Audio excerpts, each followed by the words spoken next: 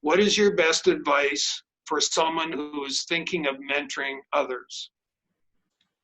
One of the very, very first things that when somebody asks me this or we're having a dialogue around this particular conversation is that in order to properly be of service to others, it's advised, my advice, my recommendation is that you get some form of training. And I know the whole training aspect, I'm obviously, as you are, we're kind of biased with which training it should be. But having said that, if a person says, no, I don't want to go down that road, and I'm still going to suggest, recommend, insist that they get some sort of training in order to have some of the basics, understand some of the concepts. Because just by virtue of our comments earlier in this podcast in Mentor 37, we've now, based on outside people making comments about how deep the mentoring process is.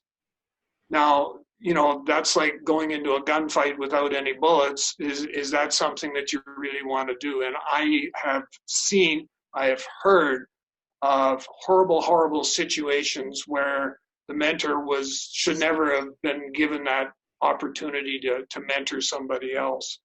So the training part is definitely something that I think you need to think about very strongly.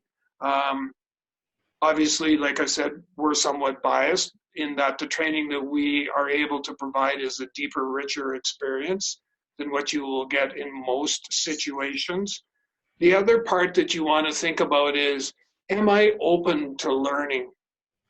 Am I right? So, am I open to learning as well? Do I understand that mentoring is a two-way trusted arrangement? And the fact that we're both going to learn. Am I able to reflect? Do I understand the power of reflection and how to use it properly and how to apply what I've reflected on and turn around and turn that into something that I can add into what I'm going to do tomorrow to make a difference?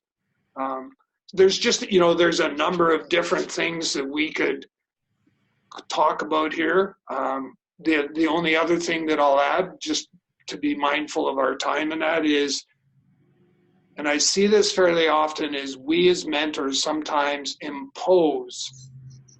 we actually impose our expectations on the mentee, which is, it's a dangerous thing to do, because especially if you're like, one of the groups I work with is at-risk youth, Indigenous people, it would be bad judgment on my part to impose my expectations on them without understanding the cultural aspect, their upbringing. Do they come from a place of no trust?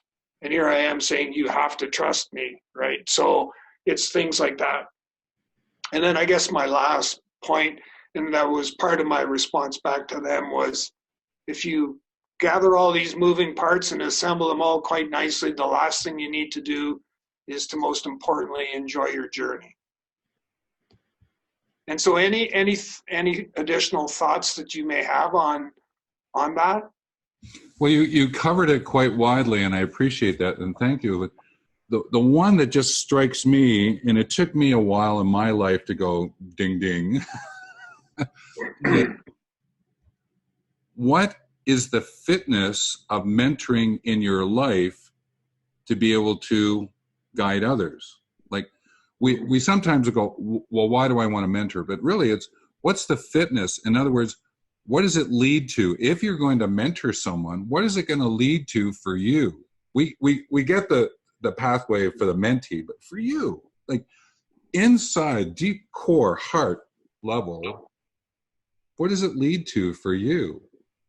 If you're doing it just for your promotion of your job, hey, check that one off. Yeah, that's on my performance review. I'm great. I'm not quite sure it needs to go there.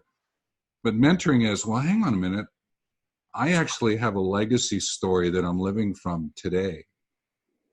And I have some lived experience that I want to share with someone. And if someone's willing to contact me to develop a mentoring arrangement, what it leads to is this sort of legacy contribution being for the world.